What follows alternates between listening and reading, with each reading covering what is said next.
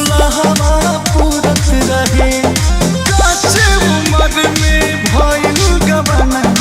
साल सुलहवा पूरत रहे राजा खेले खाए के उम्र रहे अभी लड़का के कौन जरूरत रहे प्रिया खेले खाए के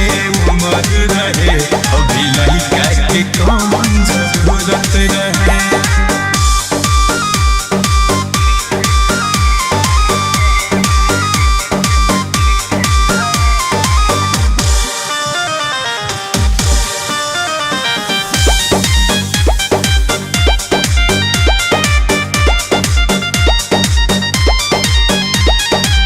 बाप बन के सब खापन पुरैला हमरा के लड़को देखैला रही अबे तो सारा जिंदगी बाकी तब न तनिको मोहैला कोई नीली होरा न मनला कहनावा कोई नीली होरा न मनला कहनावा ई तत कह मन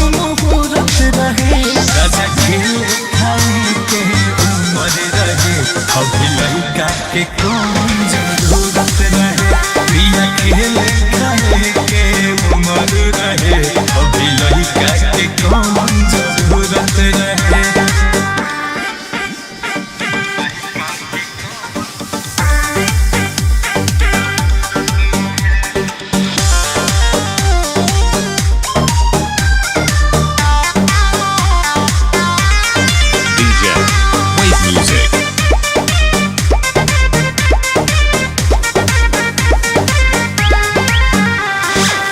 तोहरा के कहनी के लड़का संभाली अब ना भेटाई मजा